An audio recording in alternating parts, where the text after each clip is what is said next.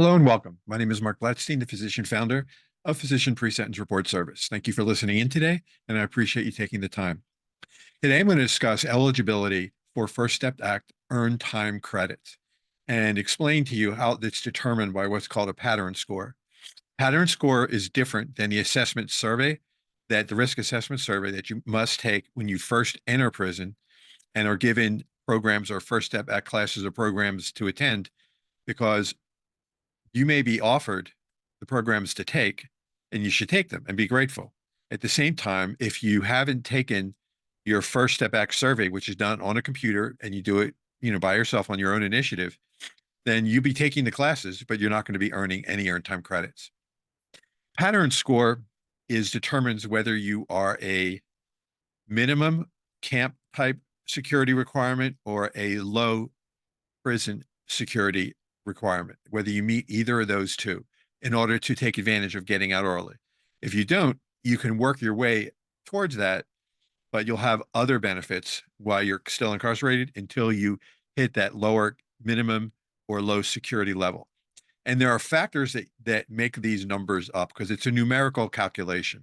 There's what's called static factors. These are fixed, things you can't really change. It determines your age. You're younger, then it works against you because you may have to spend more time in prison. You're older, you're going to probably spend less time. It's nothing's absolute, but age is the initial numerical value that is attached to you. Then it's going to be determined by, was the offense your criminal history? Was it a violent offense? Was violence part of it? Was it a sexual crime, a sex conviction? What's your criminal history score? The next several areas, which is going to be history of violence, history of escapes, or voluntary surrender.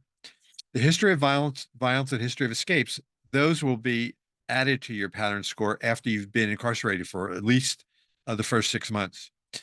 Did you have a voluntary surrender option? And if you did, then that works for you. So essentially, if you're older and you're allowed to voluntary surrender, then this will help your pattern score and allow you to be eligible for First Step Back programming. It's not guaranteed, but it will increase. The static factors cannot change. These are just what you're entering prison with. Dynamic factors, though, you can change over time. So what are the dynamic factors? Age, again, is if you're in prison for a period of time, then as you get older, your numbers get better. Infraction is if you get in trouble, or if you have charges against you in prison, they're called infractions, if you have any. If any of them are serious or violent, that's going to work against you. Working for you is a number of First Step Back programs you've completed and how many. The number of technical or vocation courses you've completed and how many. Essentially, your education.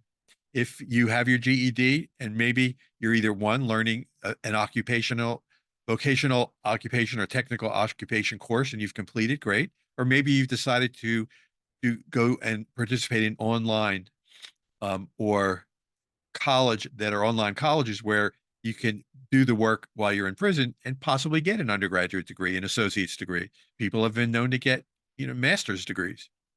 And then if there was drug treatment and education, was it needed? And then how did you participate successfully in those programs? And so the dynamic factors can change over time. It takes someone who is a medium or high security risk and move them down over time into a low or minimum security risk. At the same time, you can be at a minimum or low level. And if you commit, a sexual offense, a violent offense, you try and escape, your pattern score will go up and you will not be able to participate in the benefits of working towards early release with earned time credits. I hope you found this helpful as I tried to explain the pattern score and its impact on your eligibility for First Step Back programs. I appreciate you taking the time out of your day to listen, and so hope you have a safe day.